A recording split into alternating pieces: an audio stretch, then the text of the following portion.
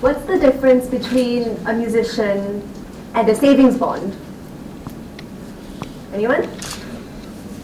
Well, one of them eventually matures and starts earning money. The stereotype about musicians or any kind of creative person in general is that the life is one which makes them have to, never have enough money to pay the bills with, or enough money to put food on the table even. This is something which a lot of people believe to be true about any sort of creative venture. Scary thought, isn't it, that 1 month you don't even have enough money to pay the bills and you have to eat plain bread every single day. Maybe you don't even get butter to go along with the bread. Kind of terrible. And that thought, along with lots of other really scary things like that, we won't have enough money to buy the iPhone 4S, can be something that stops a lot of people from going after the things that they really want. And this is true of people in any sort of venture, any sort of risk-taking. Whether you want to go to Africa and work with chimpanzees, or you want to work at CERN, in a mad scientist's lab where they shoot neutrinos all over like the underground of Europe. Things like this are what make people really worry about not being able to chase after their dreams. Because when you start looking at the practical side of things, you worry that you don't have enough money to pay the bills, and you worry that you don't have enough money to put food on the table. In short, the problem is that we grow up. Well, as young adults, there are a lot of things which I am just starting to learn about the world, which I didn't know when I was younger, and there are a lot of things which I realize that I will learn yet. But one of the greatest things that I am learning is that growing up is a problem, and unfortunately, it's also one of the few things that OLE cannot solve. When we grow up, people become practical, going after things for the sake of money, name, and sometimes fame. And I don't know exactly how or where, but somewhere along the way, we forgot what it was like when we were kids, and the only thing that mattered to us was the happy factor. I am a singer. Going to school is what I do, but singing is who I am. And, when I was in the choir at school, we used to say that we were all full-time singers and only part-time students. I think that this is the way that many of us feel about the relationship between ourselves and the work that we do. That there is this bit of a disconnect between the people that they are at their work and the people that they feel that they are as human beings.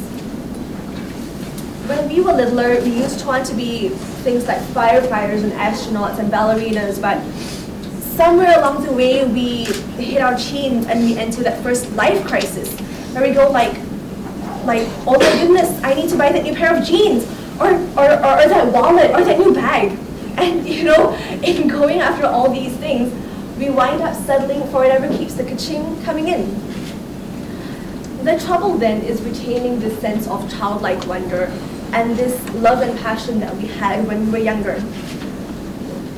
In the process of growing up, a lot of the time we just settle for going with the expectations of the rest of the world. The world expects us to get stable jobs, to get a regular income, so that is exactly what we give them. And as a result, that is all that we ever get out of our lives. I think the reason why we do all this is because, quite simply, we are afraid. Because we are afraid that somehow we won't match up to the expectations that the rest of the world has laid out for us. Now, the thing about kids is that kids aren't afraid, are they? Kids go for it regardless of whatever the consequences are. And this is because kids have not yet been exposed to the world. They haven't met the people who will come at them and tell them time and time and time and time and time again that they are simply not good enough for whatever it is that they want to do. I don't think that fearlessness is something that we lose growing up. I think rather, fear is something that we grow into. Being afraid is something that we grow into. And I think that is very sad that a lot of the time people will just wind up giving up on the things that they wanted because someone along the way told them that we were being impractical. Now, I'm not saying that we should all go out and aim to be Spider-Man just because at 5 years old, that's who you wanted to be. Being a comic book superhero doesn't always work out, but I think every person has at least one passion hidden within them that they don't really make known. Oftentimes, a person hasn't even figured out what that passion is, which really is the biggest problem, that in sticking to whatever the rest of the world wants us to become, we simply follow in those expectations and we don't give ourselves enough time to figure out what it is that we want out of our lives.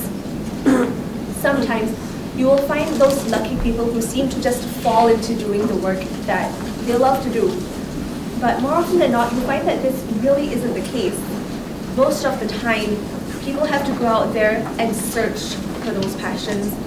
And I suspect that a lot of us would really like it if what we did and what we loved were the same thing. The thing is that we are at this odd halfway point in our lives where we are in between childhood and learning to be a real adult, that we are in this phase of being experimental and where we don't know what it is that we want out from our lives.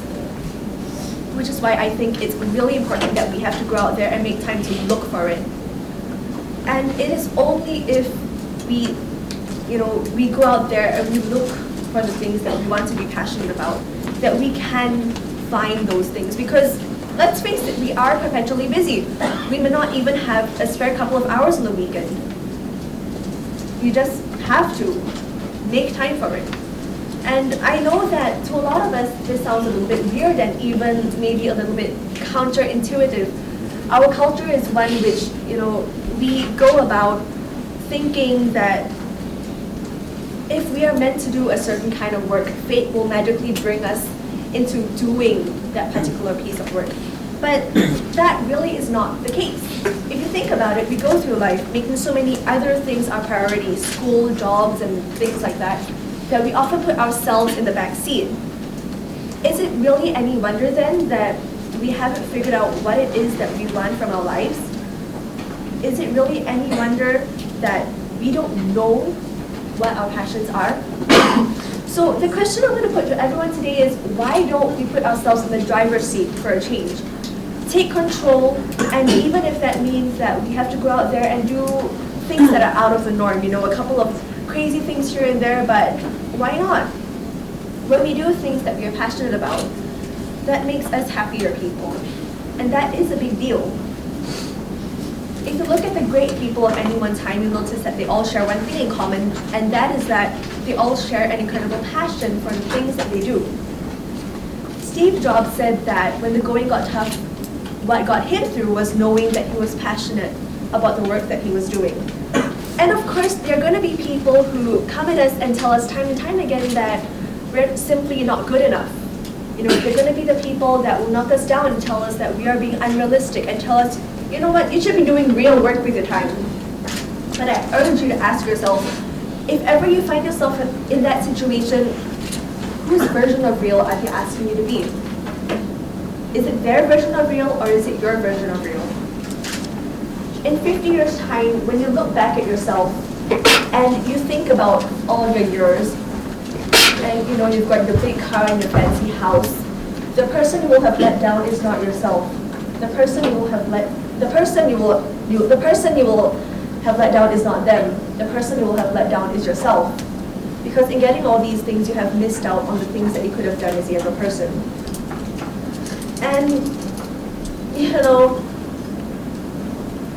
that's a pretty depressing thought if you think about it.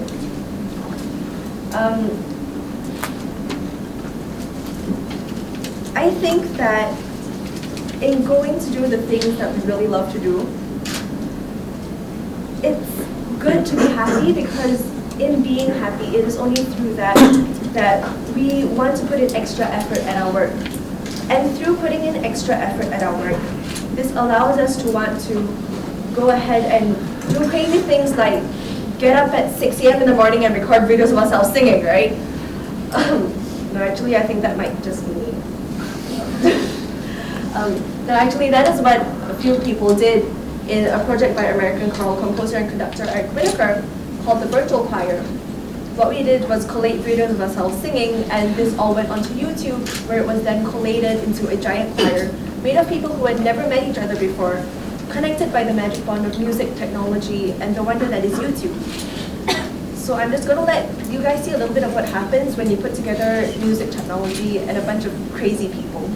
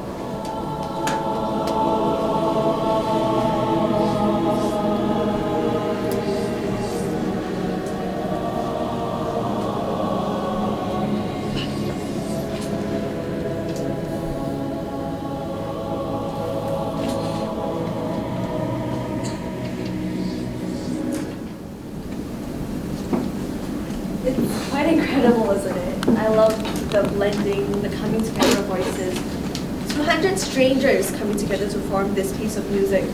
But I think what is the most incredible about it is the sense of childlike wonder that you can't help but feel when you see everything come together. And this is just one of the many, many, many things that incredible passion can do for us. And sometimes it takes a little bit of a childlike naivety to believe that as long as we work hard enough for something, we will get what we want out of it. But think about it. Thomas Edison said that many of life's failures are men who did not realize how close they were to success when they gave up.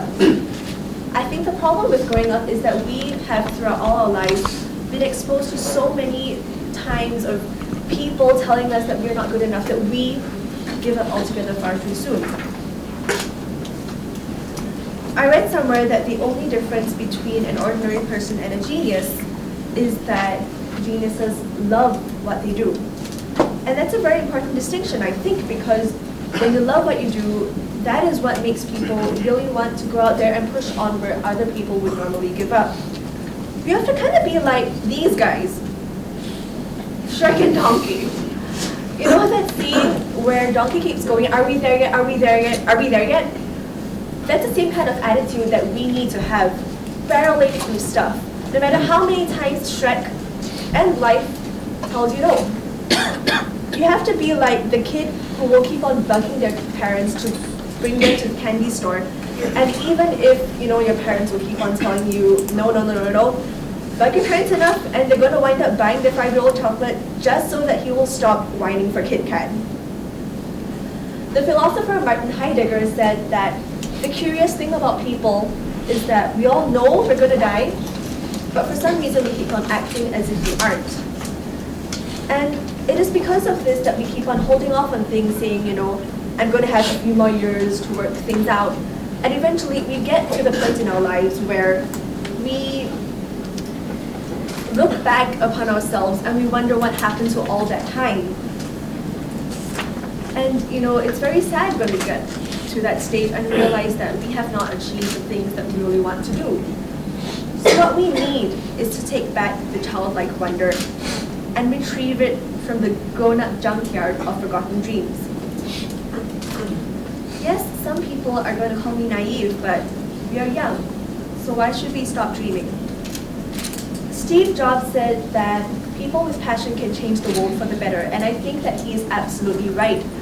Because when you're passionate about something, it drives you to create better things, and in that way, it makes you make the world that much of a better place.